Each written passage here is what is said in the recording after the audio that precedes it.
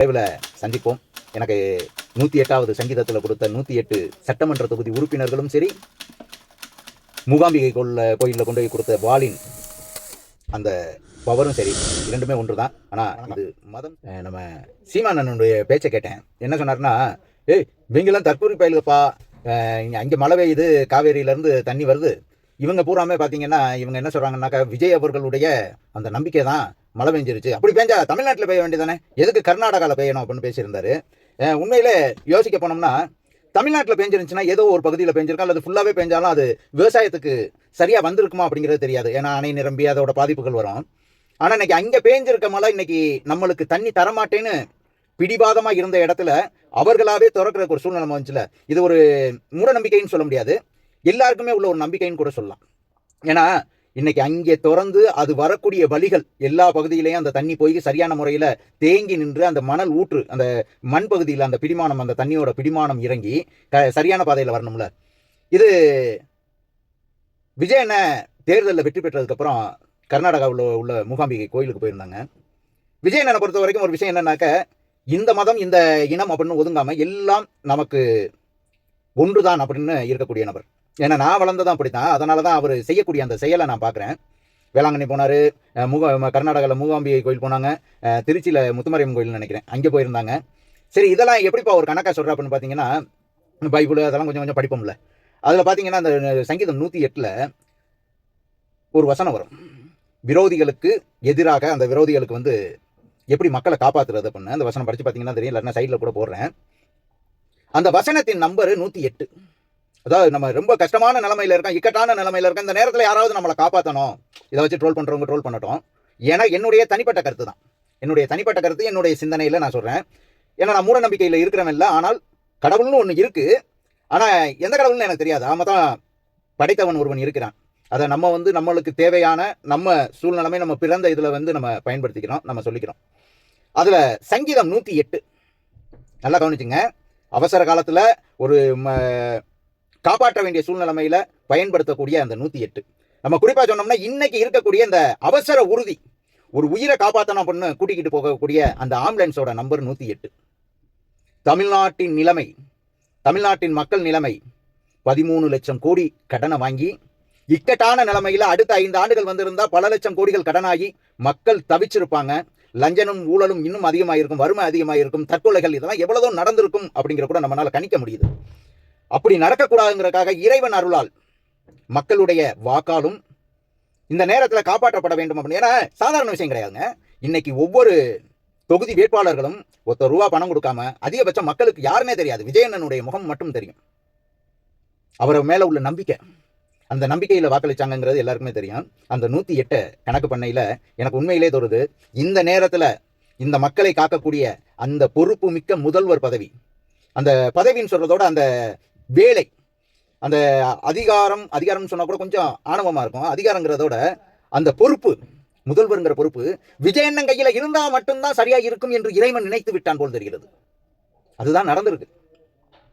ஏன்னா இது ஒரு விஷயம். ரெண்டாவது, இந்த காவேரி எத்தனையோ போராட்டங்கள், இதுக்கு முன்னாடிலாம் காவேரி பிரச்சனை பார்த்தா பயங்கரமாக நடக்கும். நம்மளுடைய முதல்வர்களோ அமைச்சர்களோ அல்லது மாற்றுக் கட்சியிலோ எதிர்கட்சியில் இருக்கிறவங்களா என்ன சொல்லுவாங்கன்னா, தண்ணி கொடுக்க மாட்டேன்டானா, நாங்களாம் நினைச்சோம்னா அவ்வளோதான், ஆச்சரா பூச்சராம்பாங்க, போராட்டங்கள் அது இதுன்னு வெடிக்கும். ஆனால் நம்மளுடைய முதல்வர் அமைதியாக அதற்கான வேலையை செஞ்சுக்கிட்டு இருந்தார்னு நினைக்கிறேன். எது தேவையோ எது செய்யணுமோ அதை சரியாக செஞ்சுக்கிட்டு இருந்தார் போல. ஆனால் அவருடைய அமைதி, பொறுமை, 3ஆம் தேதி நான் இங்கே வர்றேன், இங்கே கர்நாடகா நான் வர்றேன், நேரில் பேசுகிறேன் அப்படிங்கிறார்.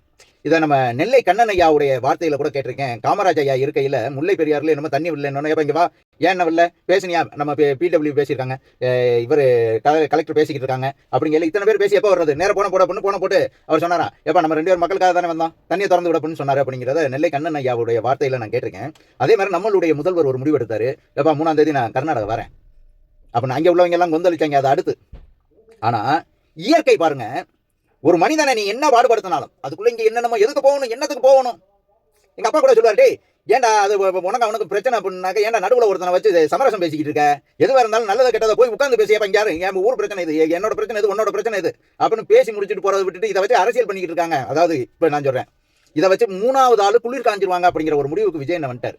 அதனால தான் நேரடியாக போய் பேசுவாங்க. இல்லை இயற்கை சொன்னிச்சு, இல்லை காலங்கள் ரொம்ப குறைவாக இருக்குது, இந்த நேரத்தில் நம்ம தண்ணியை கொடுக்கணும். ஆனால் இவர்கள் பேசிய பிறகு, இதுக்கு முன்னாடி வந்திருந்தா கூட அது வேற மாதிரி போயிருக்கும். ஆனால் காவேரியில் அதுவும் எங்கே மழை பெய்யணுமோ அங்கே மழை பெஞ்சு அந்த அணைகள் நிரம்பி அவர்களே திறந்து எந்தெந்த விவசாயிகளுக்கு எந்தெந்த மாவட்டங்களுக்கு போகணுமோ எல்லா தண்ணீரும் போகும் அளவிற்கு இறைவன் இயற்கை வழிவிட்டுருக்குல்ல. இதெல்லாம் யோசிக்கையில் தான் இங்கே ஒரு மக்களுக்கான ஆட்சியை இறைவன் கொடுத்திருக்கிறார். ஏன்னா இது என்னுடைய கருத்து தான், என்னுடைய சிந்தனை தான். ஆனால் இப்படித்தான் இருக்கும். ஒரு காலகட்டங்களில் இயற்கை பேரிடர் அது இதுன்னு பாதிப்பு வந்தாலும் இன்னைக்கு தேவைக்கு அந்த இயற்கை சரியாக உதவி செய்யுது அப்படின்னாக்க நம்பிக்கை. இது ரெண்டையுமே கணக்கு பார்க்கையில் தெரியும். இறைவன் அருளால் கண்டிப்பாக இங்கே ஒரு மாற்றம் வருது, மக்களுக்கு தேவையானது நடக்குது.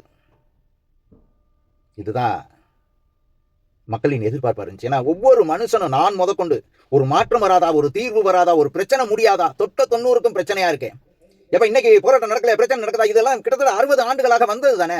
அதற்கான தீர்வு வரும்னா இனிமே தானே வரும். அதற்கான தீர்வு வரும்னு காத்திருக்கோம். நம்பிக்கையோட இருப்போம். அண்ணன் சொல்ற மாதிரி தான் நம்பிக்கையோட இருப்போம். கண்டிப்பாக எல்லாம் நல்லதா நடக்கும். என்ன ஒரு பழமொழி சொல்லுவாங்கல்ல, அரசன் அன்று கொள்வான் தெய்வம் நின்று கொள்ளும் அப்படிம்பாங்க. அரசன் மக்களுக்கு தேவையானதை அடுத்த செகண்ட் செஞ்சாலும் அந்த செய்கிறதுக்கான தேவைகளை தெய்வம் கொஞ்சம் தாமதமாக கொடுத்தாலும் சரியான நேரத்தில் வரும்னு நினைக்கிறேன். நீங்கள் உடனே தெய்வம் விஜயன் என்ன சொன்னோம்னு நினைக்காதீங்க. ஒருவேளை நினைச்சாலும் தவறில்லை. ஏன்னா என்னுடைய தந்தையின் தலையெழுத்து ஒரு மாதிரி போனாலும், என்னுடைய தலையெழுத்து ஒரு மாதிரி வந்தாலும், என் பிள்ளைகளுடைய தலையெழுத்தை மாற்றியது தமிழக வெற்றி கழகம். மாற்றிக்கொண்டு இருப்பதும் தமிழக வெற்றி கழகம் தான். இனிமேல் என்னுடைய பிள்ளைகளுக்கோ பேர பிள்ளைகளுக்கோ எந்த கவலையும் இருக்காது, லஞ்சமும் ஊழலும் இருக்காது. ஒரு நல்ல அரசியலை பார்க்க போறாங்க அப்படிங்கிற மனநிறைவு இருக்குல்ல, இது பத்தாதா? ரொம்ப சந்தோஷமா இருக்கு. இது நைட்டு நான் உட்காந்து அந்த காவேரி நீர் இதெல்லாம் படிச்சுக்கிட்டு இருக்கையில தான் இந்த பைபிளில் உள்ள வசனமும் எனக்கு அந்த யூடியூப்ல வந்துச்சு. அதை பார்த்தோன்னா, என்னையா ஒரே மாதிரி இருக்கையா, சங்கீதம் 108, அண்ணன் ஜெயிச்சது 108, காவேரி பிரச்சனை தண்ணி தரமாட்டேங்கிறான். இயற்கையின் அந்த குடையால் மழை வெள்ளம் எடுத்து வரவேண்டிய நேரத்துக்கு வராமல் தாமதமாக அந்த நீர் வந்தாலும் இன்று மக்களுக்கு தேவையானதா வந்துகிட்டு இருக்கு. இனிமே இதுல ஒரு சிந்தனை எடுப்பாங்க, அதுக்கான முயற்சி செய்கிறாங்கன்னு நான் நம்புறேன். எனக்கு தெரிஞ்ச வரைக்கும், விசாரிச்ச வரைக்கும் நீர்களை எப்படி தேக்கி வைக்கிறது. அடுத்த முறை ஒருவேளை கர்நாடகாவிலே மழை இல்லை, தமிழ்நாட்டிலே மழை இல்லைனாலும் நம்மள்கிட்ட நீரை வச்சு விவசாயிகள் பாதிக்கப்படாமல் இதை வச்சு மற்ற அரசியல் வியாதிகள் மேலும் குட்டையை குழப்பாமல் இருக்கிறதுக்கு குட்டைகளை எப்படி நிரப்புவது அப்படிங்கிறத பிளான் பண்ணுவாங்கன்னு நினைக்கிறேன். விரைவில் சந்திப்போம். எனக்கு 108வது சங்கீதத்தில் கொடுத்த 108 சட்டமன்ற தொகுதி உறுப்பினர்களும் சரி, மூகாம்பிகை கோயிலில் கொண்டு போய் கொடுத்த வாளின் அந்த பவரும் சரி, இரண்டுமே ஒன்று தான். ஆனால் இது மதம் சார்ந்து தனித்தனியாக இருந்தாலும் இங்கு எல்லாம் ஒரே மதம்தான், ஒரே இனம்தான். நாம் அனைவரும் ஒரே மக்கள் தான். படைத்தவன் ஒருவன் தான். ஒன்றே தெய்வம் ஒருவனே, என்னது ஒன்றே குலம் ஒருவனே தேவன் அப்படின்னு அண்ணா பண்ண சொன்னார் அப்படின்னு சொல்லுவாங்கள்ல, அதுதான் நம்மளுடைய நம்பிக்கை, விஜயனோட நம்பிக்கை. ஒன்றுபடுவோம். நன்றி.